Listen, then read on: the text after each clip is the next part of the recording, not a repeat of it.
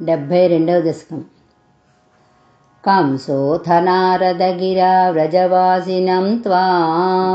ఆకర్ణ్యదీర్ణహృదయః సహ గాంధినేయం ఆహూయ కార్ముకమకచ్చలతో భవంతం ఆనేతుమేన మహినో దహినాథ సాయిన్ అక్రూరయేష భవదంఘ్రిపరశ్చిరాయ త్వద్దర్శనాక్షమమనాః క్షితిపాలభీత్యా తస్యాజ్ఞయైవ పునరీక్షితుముద్యతస్త్వాం ఆనందభారమతిభూరితరం బభార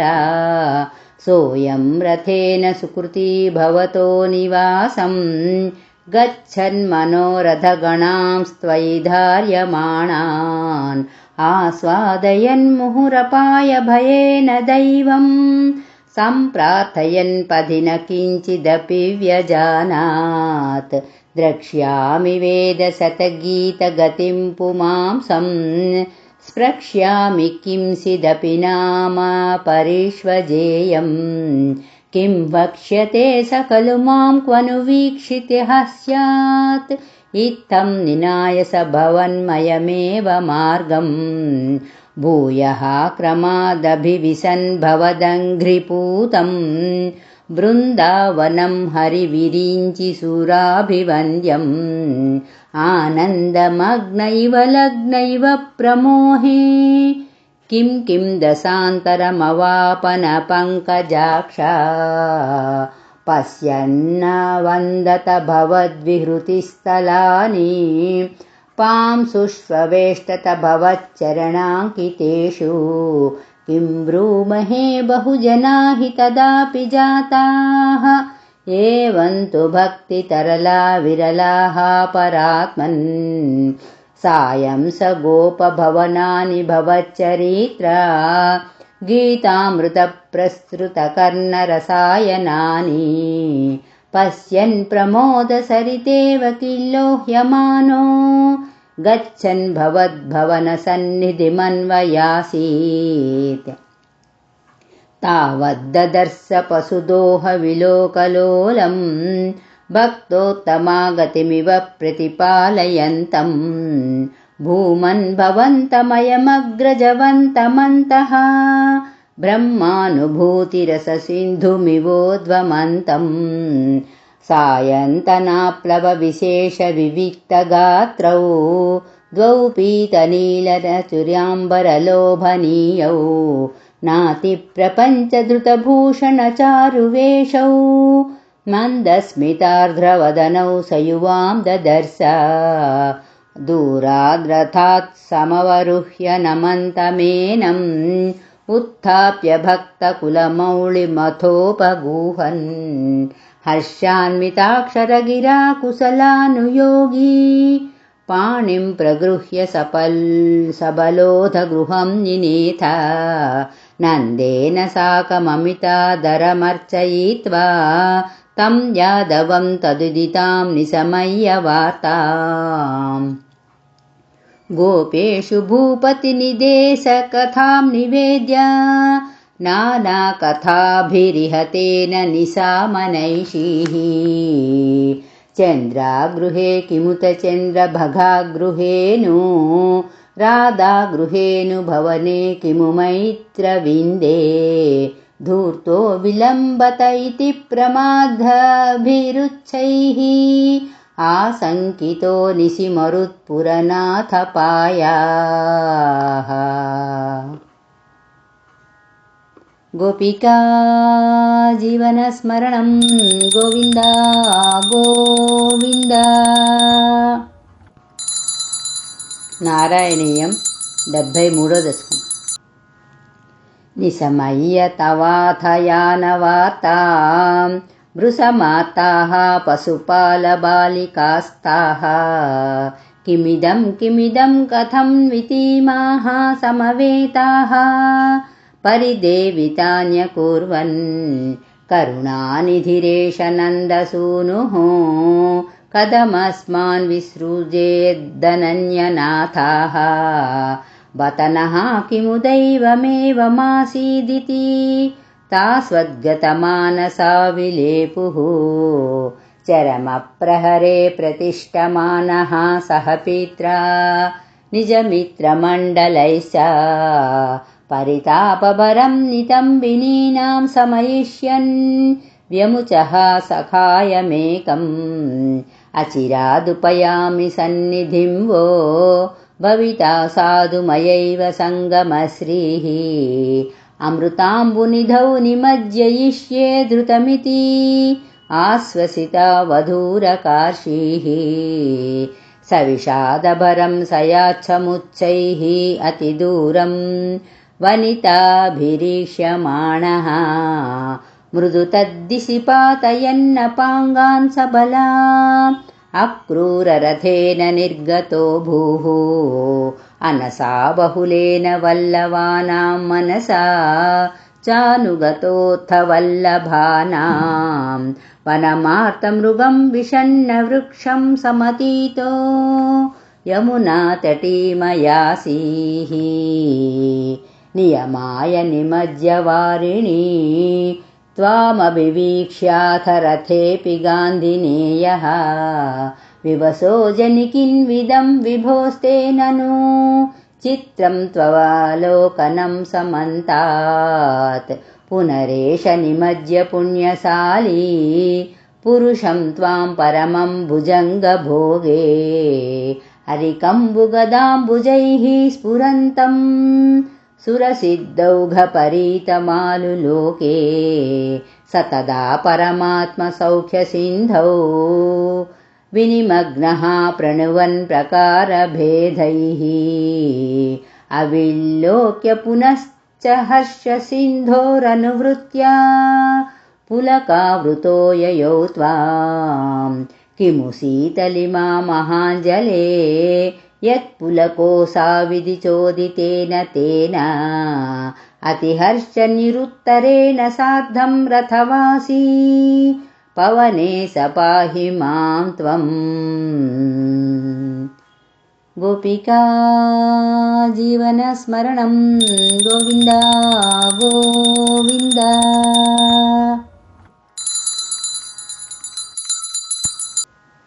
नारायणीयं 74 दशकम्। सम्प्राप्तो मथुरां दिनार्धविगमे तत्रान्तरस्मिन् वसन् आरामे विहितासनः सखिजनैर्यातः पुरीमीक्षितुं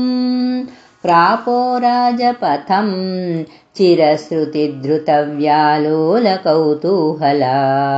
श्रीपुंसोद्यतगण्यपुण्यनिगळैराकृष्यमाणोऽनु किं त्वत्पादद्युतिवत्सरागसुभगा त्वन्मूर्तिवद्योषितः सम्प्राप्ता विलसत्पयोधररुचो लोलाभवद्दृष्टिवत् हारिण्यस्त्वदुरहस्तलीवदयी ते मन्दस्मितप्रौढिवन् नैर्मल्योल्लसिताः कचौघरुचिवा द्राचत्कलापश्रियः तासामाकलयन्नपाङ्गवलनैर्मोदं प्रहर्षाद्भुता व्यालोलेषु जनेषु तत्र रजकं कञ्चित्पटीं प्रार्थयन् कस्ते दास्यति राजकीयवसनं याहीति तेनोदितः सद्यस्तस्य करेण शीर्षमहृद्धाः सोऽप्यापपुण्यां गतिं भूयो वायकमेकमायतमतिं तोषेण वेषोचितं धास्वांसं स्वपदं निनेथ सुकृतं को वेद जीवात्मनां मालाभिः स्तबकैः स्तवैरपि पुनर्मालाकृता मानितो भक्तिं तेन वृतां दिदेसिथ परां लक्ष्मीं च लक्ष्मीपते कुब्जामब्जविलोचनां पथि पुनः दृष्ट्वाङ्गरागे तया दत्ते साधु किलाङ्गरागमददास्तस्य महान्तं हृदि चित्तस्था मृजुतामथा प्रदयितुं गात्रेऽपि तस्या स्फुटं गृह्णन् मञ्जू करेण तामुदनयस्तावज्जगत्सुन्दरी तावन्निश्चितवैभवास्तव विभो आत्यन्तपापा जनाः यत्किञ्चिद्ददते स्म शक्त्यनुगुणं ताम्बूलमाल्यादिकं गृह्णानः कुसुमादिकिञ्चन तदा मार्गे निबद्धाञ्जलिः नातिष्ठं बतः यतोऽद्य विपुला मार्तिं व्रजामि प्रभो येष्यामीति विमुक्तयापि भगवन् आलेपदात्रयातयाः दूरात् कातरया निरीक्षित गतिस्त्वं प्राविशो गोपुरम् आघोषानुमितत्वदागमं महाहर्षोल्लसद्देवकी वक्षोजप्रगलत्पयोरसमिषात् त्वत्कीर्तिरन्तर्गताः आविष्टो नगरे महोत्सववती कोदण्डशालां व्रजन् माधुर्येण नु तेजसा नु पुरुषैर्दूरेण दत्तान्तरः स्रग्भिः भूषितमर्चितं वरधनुर्मामेति वादात् पुरः प्रगृह्णाः समरोपयः किल समाक्राक्षीरभाङ्क्षीरपि स्वः कंसक्षपणोत्सवस्य पुरतः प्रारम्भतुर्योपमः चापध्वंसमहाध्वनिस्तव विभो देव नरोमाञ्चयत् कंसस्यापि च वेपथुस्तदुदितः कोदण्डखण्डद्वये चण्डाभ्याहतरक्षिपूरुषरवैर् भूत्वया शिष्टैर्दुष्टजनैश्च दृष्टमहिमा प्रीत्या च भीत्या ततः सम्पश्यन् पुरसम्पदं प्रविचरन् सायं गतो वाटिकां श्रीदाम्ना सह राधिका विरहजं खेदं वदन् प्रस्वपन् आनन्दन्नवतारकार्यघटनाद् वाते स संरक्ष माम्। गोपिका जीवनस्मरणं गोविन्द गोविन्द। नारायणीयं 75వ దశకం। प्रातः सन्त्रस्तभोजक्षितिपतिवचसा प्रस्तुते मल्लतूर्ये सङ्घे राज्ञा च मञ्चानभिययुषि गते नन्दगोपेऽपि हर्म्यम् कंसे सौधाधिरूढे त्वमपि सह बलः चानुगश्चारुवेषो रङ्गद्वारं गतो भूः कुपितकुवलया पीडनागावलीढम् पापिष्ठा पेहि मार्गाधृतमिति वचसा निष्ठुरक्रुद्धबुद्धे अम्बष्टस्य प्रणोदाद् अधिकजवजुषा हस्तिना गृह्यमाणः केळीमुक्तोऽथ गोपीकुचकलसा चिरस्पर्धिनं कुम्भमस्य व्याहत्याली यथा स्वं चरणभुवि पुनर्निर्गतो वल्गुहासी हस्तप्राप्योऽप्यगम्यो झटिति मुनिजनस्येव धावन् गजेन्द्रं क्रीडन्नापत्य भूमौ पुनः अभिपतस्तस्य दन्तं सजीवं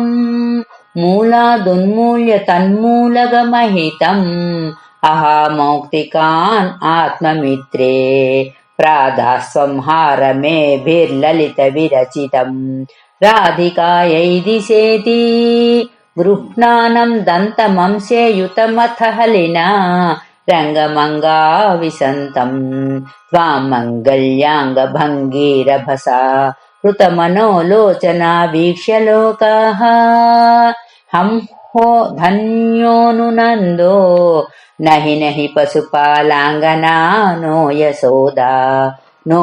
धन्ये क्षणाः स्मस्त्रिजगति वयमेवेति सर्वे सशंसुः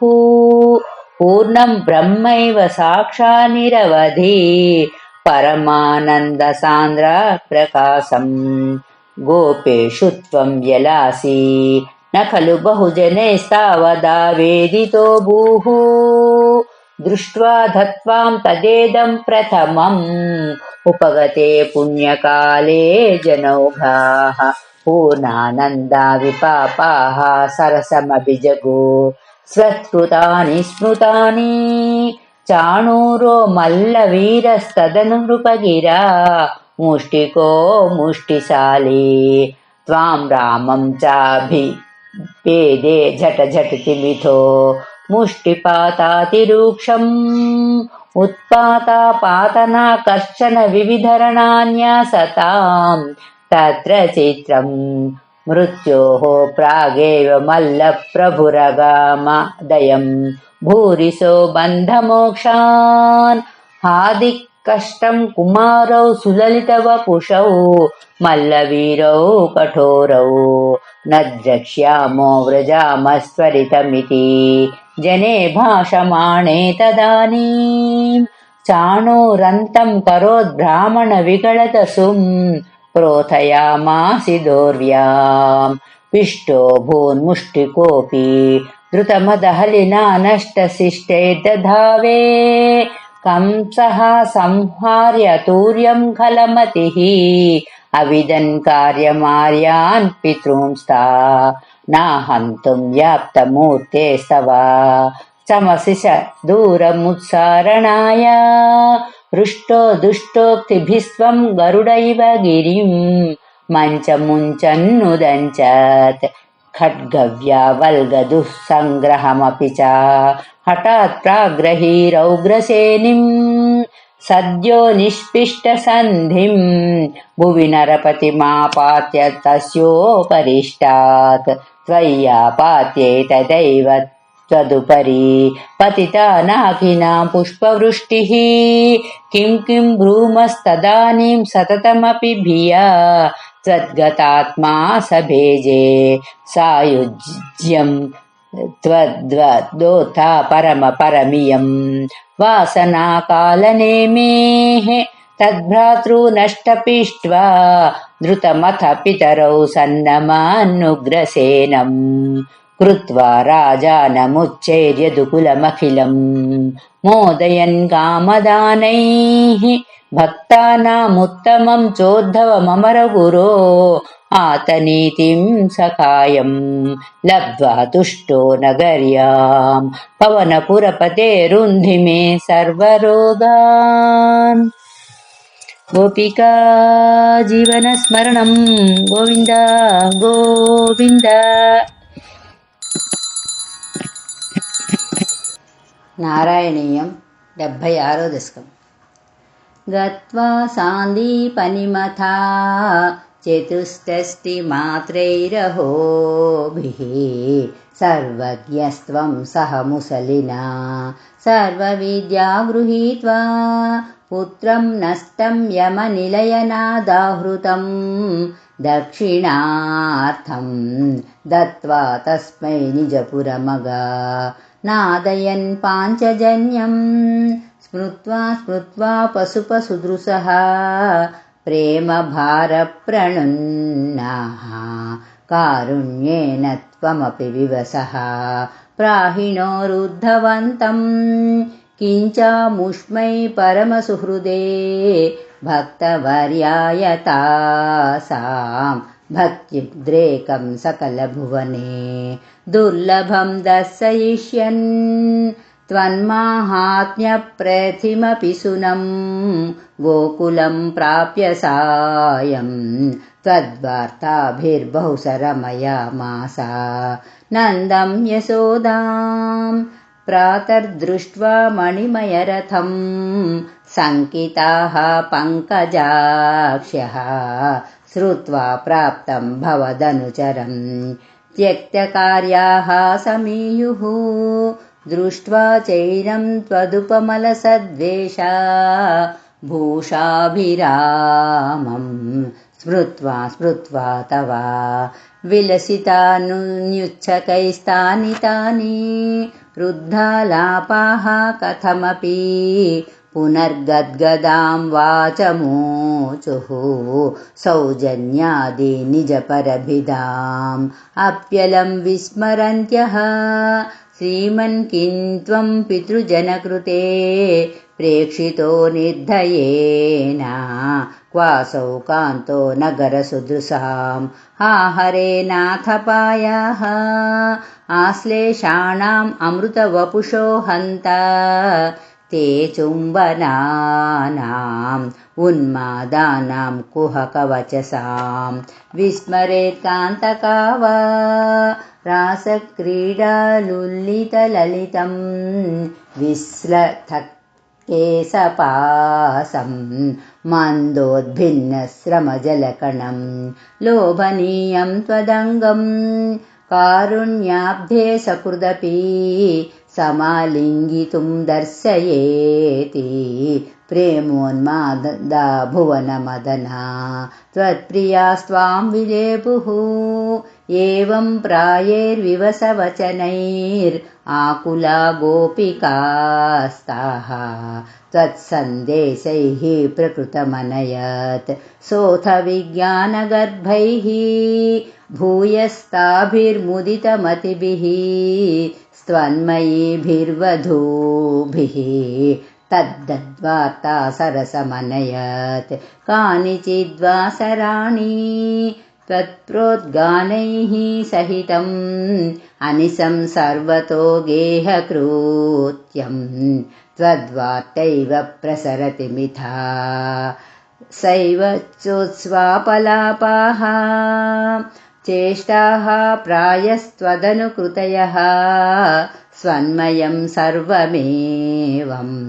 दृष्ट्वा तत्र व्यमुहदधिकं विस्मयादुद्धवोऽयं राधाया मे प्रियतममिदं मत्प्रियैवं ब्रवीति त्वं किं मौनं कलयसि सखे मानिनी मत्प्रियेव इत्याद्येव प्रवदति सखि त्वत्प्रियो निर्जने माम् इत्थं वादैररमयदयं त्वत्प्रियामुत्पलाक्षी येष्यामिद्रागनुपगमनं केवलं कार्यभारात् विश्लेषेऽपि स्मरणदृढता सम्भवान् मास्तु खेदः ब्रह्मानन्दे मिलति न चिरात् सङ्गमो वा वियोगः तुल्यो वः स्यादिति तव गिरा सोकरो निर्व्यथास्ताः एवं भक्तिः सकलभुवने नेक्षिताम् आश्रुता वा किं शास्त्रौघैः किमिह तपसा गोपिकाभ्यो नमोऽस्तु इत्यानन्दाकुलम् उपगतं गोकुलादुद्धवन्तं दृष्ट्वा हृष्टो गुरुपुरपते पाहि मामयौघात् गोपिका जीवनस्मरणं गोविन्द गोविन्द नारायणीयं 77వ దశకం सैरेन्द्र्यास्तदनुचिरं स्मरात्मुरायाः यातो भूः सुललितमुद्धवेन सार्धम् आवासं त्वदुपगमोत्सवं सदैव ध्यायन्त्याः प्रतिदिनवाससज्जिकायाः उपगते त्वयि पूर्णमनोरथां प्रमदसम्भ्रमकं प्रपयोधरां विविधमानसमादधतीमुदारहसितां रमयाञ्च कृशे सुखं पृष्टावरं पुनः असाववृणोद्वराकी भूयस्त्वया सुरतमेव निशान्तरेषु सायुज्यमस्त्विति वदेद्बुध एव कामं सामीप्यमस्त्वनिशम् इत्यपि नाब्रवीत् किं ततो भवान् देव निशासु कासुचिन् मृगीदृशं तां निभृतं विनोदयन् अदादुपश्लोक इति श्रुतं सुतं स नारदात् सात्वततन्त्रविद्बभौ अक्रूरमन्दिरमितोऽधबलोद्धवाभ्याम् अभ्यर्चितो बहुनुतो मुदितेन तेन येनं विसृज्य विपिनागतपाण्डवेया वृत्तं विवेदित तथा धृतराष्ट्रचेष्टां विघाता जामातुः परमसुहृदो भोजनृपतेः जरासन्धे रुन्दत्यनवधिरुषान्देधमथुरां राधाद्यैर्दोर्लब्धैः कतिपयबलस्त्वं बलयुतः त्रयोविंशत्यक्षौहिणी तदुपनीतं समहृताः बद्धं बलाध बलेन बलोत्तरं त्वं भूयो बलोद्यमरसेना मुमोचिधैनं निःशेषदिग्जयसमाहृतः विश्वसैन्यात् कोऽन्यस्ततो हि बलपौरुषवांस्तदानीं भग्नः संलग्नहृदयोऽपि नृपैः प्रणुन्नो युद्धं त्वया व्यधितः षोडशकृत्व एवम् अक्षौहिणीः शिव शिवास्य जगन्धा विष्णो सम्भूय सैकनवतित्रिशतं तदानीम् अष्टादशेस्य समरे समुपेयुषि त्वं दृष्ट्वा पुरोध यवनं यवनत्रिकोट्या त्वष्ट्रा विधाप्य परमासु पयोधिमध्ये तत्रादयोगबलतः स्वजनाननैषीः पद्भ्यां त्वं पद्ममाली चकित इव पुरा निर्गतो धावमानो म्लेच्छेसेनानुयातो वद सुकृतविहीनेन शैलेन्यलैषीः सुप्तेनाङ्घ्राहतेन द्रुतमथ मुचुकुन्देन भस्मीकृतेऽस्मिन् भूपायास्मै गुहान्ते सुललितवपुषा तष्टिशे भक्तिभाजे ऐक्ष्वाकोऽहं विरक्तोऽस्म्यखिल नृपसुखे तत्प्रसादैककाङ्क्षी हा देवेति स्तुवन्तं वरविततिश्रुतं निःस्पृहं वीक्ष्य हृष्यन् मुक्तेस्तुल्यां च भक्तिं धुतसकलमलां मोक्षमप्यासु दत्त्वा कार्यं हिंसा विशुद्ध्यै तपैति च तदा प्रार्थलोकप्रतीत्यैः तदनु मधुरां गत्वा हत्वा च मुं यवनावृतां मगधपतिना मार्गे सैन्यैः पुरेव निवारितः चरमविजयं दर्पायास्मै प्रदाय पलायितो जलधिनगरीं यातो पातालयेश्वर पाहि माम्। गोपिका जीवनस्मरणं गोविन्द।